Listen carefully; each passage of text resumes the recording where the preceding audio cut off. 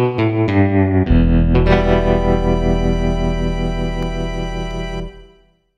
first inductee tonight is a lovely young lady, and will remain that forever, I'm sure.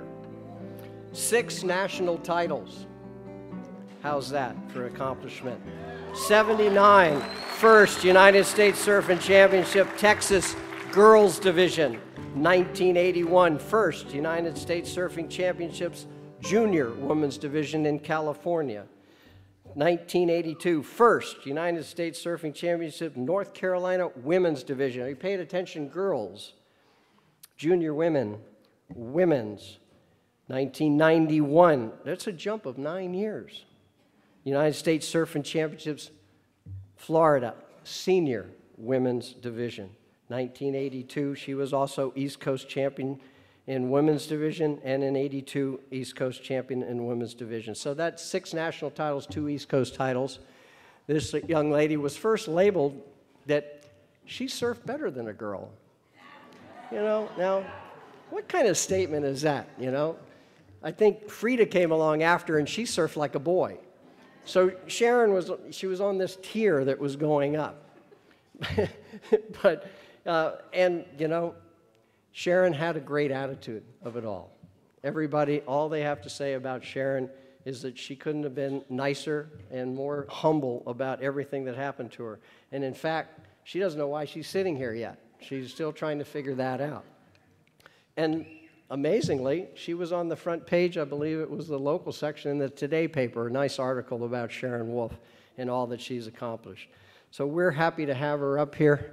She met her husband and got married, and I've always kind of wondered, she said that they were on their way to Black's Beach to go surfing, and that's when they decided that they should be married and live together. Now, you know, Black's Beach, what goes on there? I'll just leave that to your imagination. But they decided that that's when they should be married. That's a great story to tell there. Ladies and gentlemen, I present Sharon Wolfe.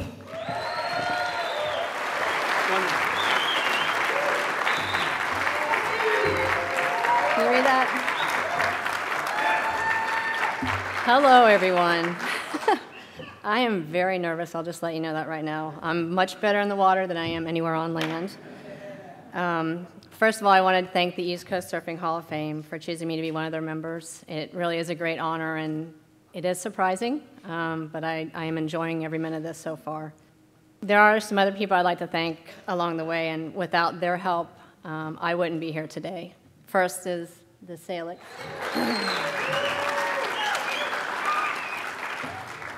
Rich and Phil were the very first people that I surfed for, and they accepted me on their team.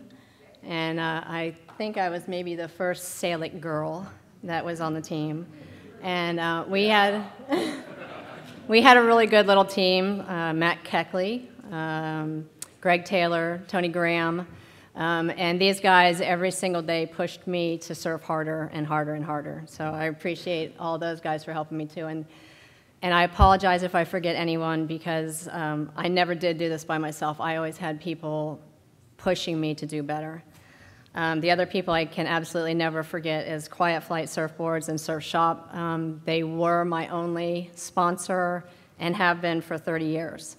The boards are what made a difference for my surfing, and they were so generous, and every time I needed a board, they handed it to me. No questions asked.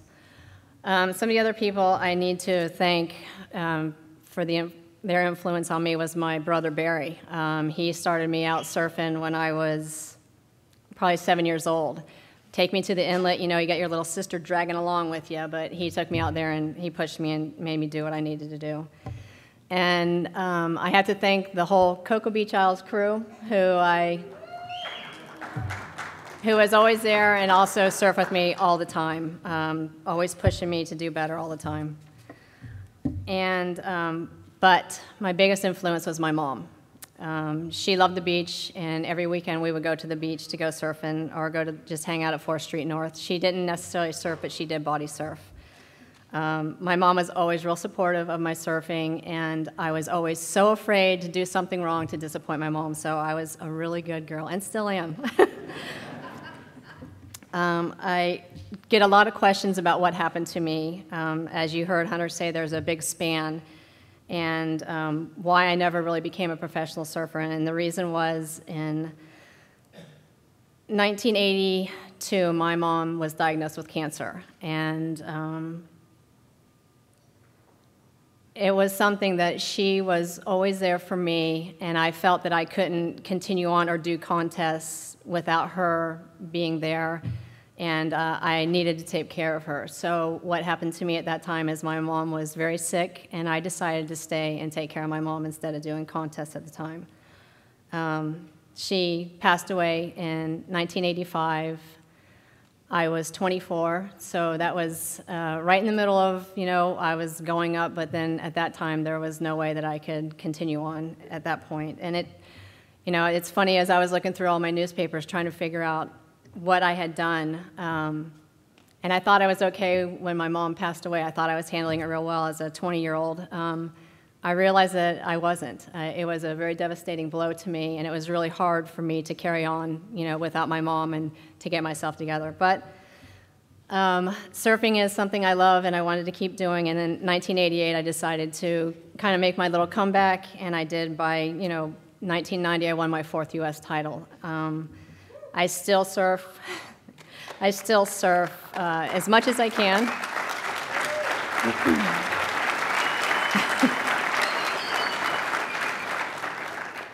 I still surf as much as I can, and I do contests, but I generally do them for like the NKF, something that serves a cause, or breast cancer awareness or something like that. I don't just do contests just to do them, so something has to have a cause behind them.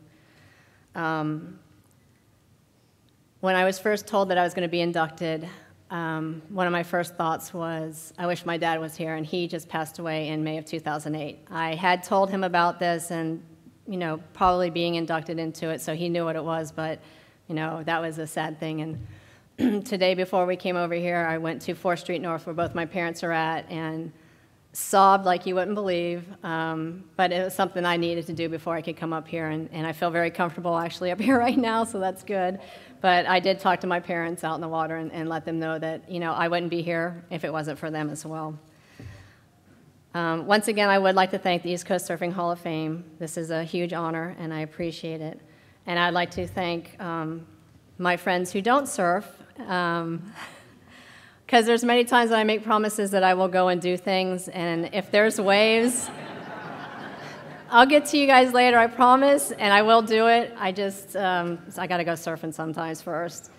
But most importantly, I want to thank my husband, Jeff, of 18 years, not Sharon's husband, Jeff, because he always gets that label, and my beautiful daughter, Tori, who is for their love and support, because without them, again, I wouldn't be here. And I want to thank you all very much.